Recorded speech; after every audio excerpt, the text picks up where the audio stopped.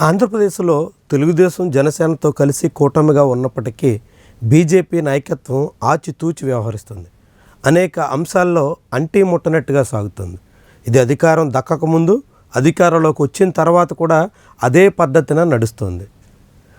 గతంలో తెలుగుదేశం జనసేన కలిసి మేనిఫెస్టో రూపొందించి ఆ మేనిఫెస్టో విడుదల సందర్భంగా బీజేపీ నేతలు పూర్తి దూరంగా ఉన్నారు.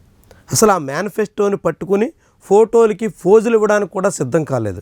ఆ మేనిఫెస్టోతో తమకు సంబంధమే లేదు అన్నట్టుగా వ్యవహరించారు. అది అధికారంలోకి వచ్చిన తర్వాత అదే పద్ధతిని అనుసరిస్తున్నట్టుగా కనిపిస్తుంది.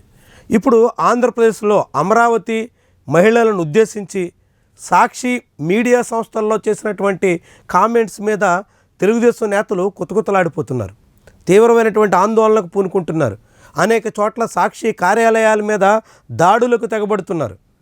ఇది గతంలో వైఎస్ఆర్సీపీ హయాంలో పట్టాభి అనే టీడీపీ నాయకుడు ఏదో అన్నారని తెలుగుదేశం పార్టీ కార్యాలయాల మీద దాడి జరిగినటువంటి చందాన ఇప్పుడు సాక్షి ఛానల్లో కూర్చుని ఎవరో జర్నలిస్ట్ కృష్ణరాజు అనేటువంటి వ్యక్తి చేసినటువంటి కామెంట్స్కి సాక్షి కార్యాలయాలు అన్నింటా రాష్ట్ర వ్యాప్తంగా దాడులకు పూనుకుంటున్నటువంటి వైనం కనిపిస్తోంది. ఇట్లా తెలుగుదేశం పార్టీ నేతలు చాలా కాలం తర్వాత రోడ్డెక్కి నిరసనలతో తీవ్రమైనటువంటి స్థాయిలో ఉద్యమంగా ఒక భారీ దాడులకు పూనుకుంటున్నటువంటి తరుణంలో బీజేపీ నాయకత్వం చాలా జాగ్రత్తగా సాగుతుంది. అసలు ఈ వ్యవహారమే తమకు పట్టదు అన్నట్టుగా వ్యవహరిస్తుంది. అసలు ఈ విషయంలో జోక్యం చేసుకోవడానికే ససేమిరా అన్నట్టుగా కనిపిస్తుంది. అసలు ఎక్కడ బీజేపీ నాయకత్వం ఈ నిరసనలో కానీ ఈ ఆందోళనలో కానీ భాగస్వామ్యం అవుతున్నటువంటి దాఖలాలు లేవు. కనీసంగా ఈ విషయాన్ని గట్టిగా ఖండించడానికి కూడా బీజేపీ నాయకులు సిద్ధపడినటువంటి సందర్భాలు లేవు. ఇట్లా పూర్తిగా ఈ వ్యవహారం టీడీపీ వర్సెస్ వైఎస్ఆర్సీపీ అన్నంత వరకే పరిమితం చేసే రీతిలో ఉన్నట్టుగా కనిపిస్తోంది. ఒక బీజేపీ మాత్రమే కాదు, జనసేన శ్రేణులు కూడా ఎక్కడ ఆందోళనలో పాల్గొంటున్నటువంటి పరిస్థితి లేదు. వాళ్ళు కూడా ఈ విషయాన్ని చూస్తూ ఆనందిస్తున్నట్టుగా కనిపిస్తుంది.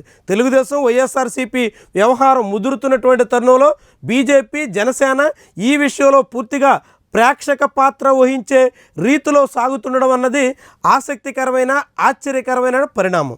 ఎందుకంటే ఒకవైపు కూటమిగా అధికారాన్ని పంచుకుంటున్నారు, అధికారం అనుభవిస్తూనే అన్నింటా కలిసిమెలిసి సాగాల్సినటువంటి పక్షాలు ఇలాంటి వ్యవహారాల్లో తమకు పట్టదు అన్నట్టుగా సాగుతున్నటువంటి తీరు అనేక రకాల చర్చలకు ఆస్కారం ఇస్తుంది.